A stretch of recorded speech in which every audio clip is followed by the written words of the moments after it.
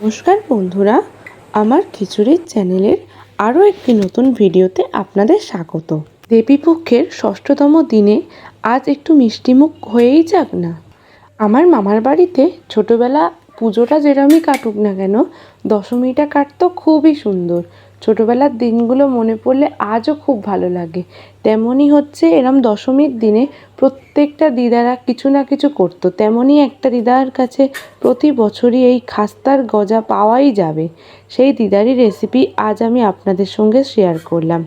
খুবই পছন্দের একটি রেসিপি, যেটা করতে খুবই খাটুনি কম, কিন্তু খুবই সুন্দর টেস্ট এবং মন ছুঁয়ে যাওয়ার মতো একটি রান্না। তো রান্নাটা শুরু করা যাক।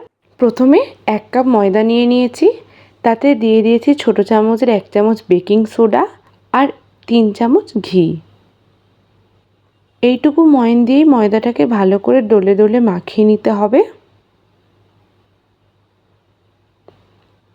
মাঝে একটু অ্যাড করেছি ফুড কালার, যাতে গজার ভিতরে কালারটা খুব সুন্দর আসবে। এরম মুঠো মুঠো হয়ে যাওয়ার পরে অল্প অল্প জল অ্যাড করে ভালো করে একটা শক্ত মতো ডো মাখিয়ে নেব।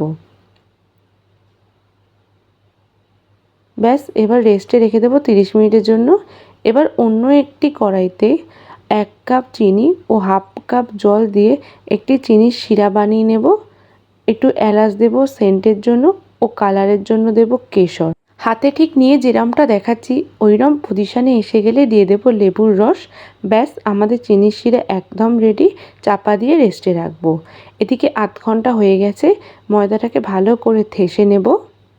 তারপর একটি বেলনের সাহায্যে গোল গোল বেলবো। যতটা বড় মনে হয় করতে পারেন প্রথমের দিকে। তারপর ওটাকে একটি ছুরির সাহায্যে কেটে নিয়ে একের পর এক লেয়ার ওপরে ওপরে দিয়ে সাইডটা ভালো করে মুড়ে নেব, ঠিক যেরম ভিডিওতে দেখাচ্ছি ওইরমভাবে। আবার বেলনের সাহায্যে আবার বেলে নেব আর একবার। সেম টু সেম প্রসেসে 7 থেকে 8 বার করতে হবে।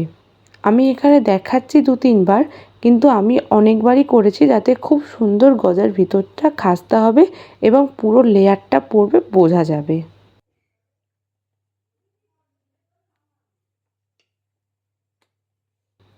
যত ছোট ছোট করে কাটতে পারবেন তত সুন্দরই লেয়ারটা পড়বে। একটার পর একটা দিয়ে দিয়ে ভালো করে লেয়ারটার জন্য এরকম করা।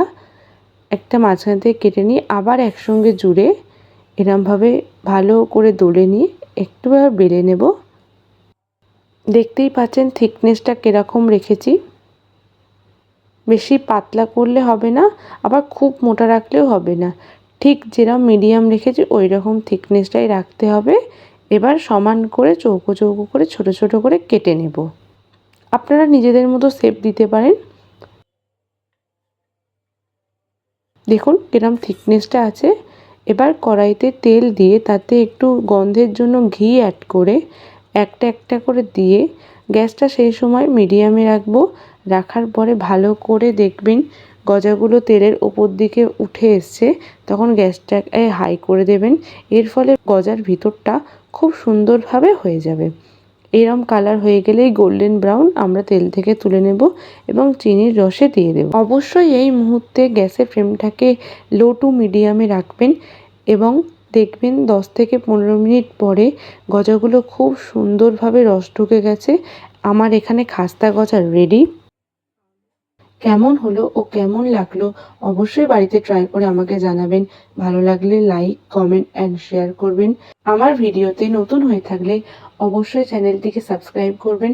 এই রকম কিছু ইউনিক রেসিপির জন্য